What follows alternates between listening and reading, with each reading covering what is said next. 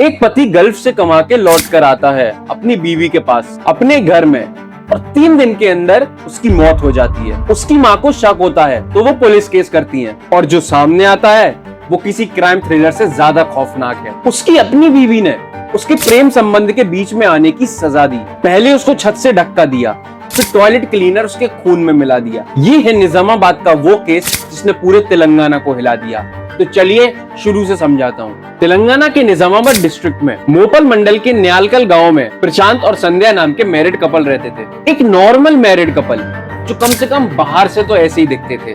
प्रशांत का काम के सिलसिले में गल्फ कंट्रीज जाना आना लगा रहता था। 27 जून को वो अपने घर वापस लौटता है, लेकिन जो बात वो नहीं जानता था उसके पीछे उसकी बीवी का दूसरी जगह अफेयर चल रहा था। पुलिस के एलिगेशन के मुताबिक संध्या का अफेयर अनिल नाम के व्यक्ति के साथ चल रहा था, और जब पति वापस आया तो एक्यूज के मुताबिक वो इस रिश्ते के बीच में रुकावट बन गया। अब यहाँ से शुरू होती है एक ऐसी साजिश जो बिल्कुल फिल्म की स्क्रिप्ट की तरह लगती है, मगर ये फिल्म नहीं है। 29 जून पुलिस के मुताबिक वेंकटेश, जो अनिल का दोस्त बताया जा रहा है, वो प्रशांत के घर जाता है और उसे शराब पिलाता है और फिर उसे छत पर ले जाता है और एलिजिडली संध्या के इशारे पर छत से धक्का दे देता है। प्रशांत छत से गिरने के बाद बच जाता है पर बुरे तौर से घायल हो जाता है। लेकिन अब यहाँ पे एक इंटरेस्टिंग चीज है, संध्या सस्पिशियस ना बनी रहे, इसलिए वो प्रशांत को गवर्नमेंट हॉस्पिटल ले जाती है ट्रीटमेंट के लिए, और उसके ट्रीटमेंट के बाद उसे घर वापस ले आते हैं। सोचो, जिस इंसान को मारने की कोशिश की गई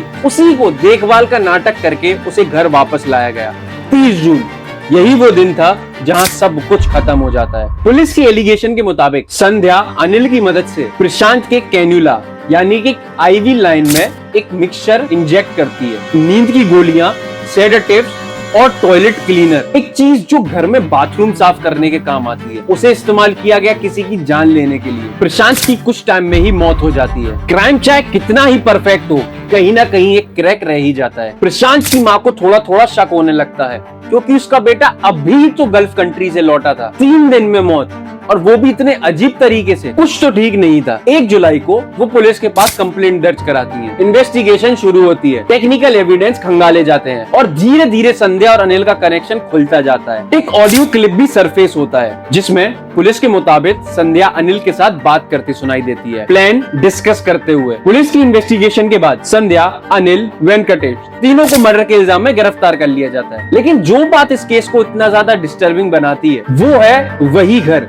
जहां भरोसा होना चाहिए था, वही सबसे बड़ा खतरा बन गया। ये केस सिर्फ एक मर्डर मिस्ट्री नहीं है, ये एक सिर्फ रिमाइंडर है कि सबसे बड़ा दुश्मन घर के बाहर ही नहीं होता, कभी कभी अपने घर के अंदर भी छुपा होता है। अगर आपको ये केस इंटरेस्टिंग लगा तो कमेंट करके बताओ इस केस में अभी सामने और क्या क्या आ सकता है। और अगर आपको ये वीडियो अच्छा लगा तो प्लीज वीडियो को लाइक करिए, और हाँ, चैनल को सब्सक्राइब करना मत भूलना। हम ऐसे ही कंटेंट लाते रहते हैं। तो मिलते हैं अगली वीडियो में एक नए सच के साथ।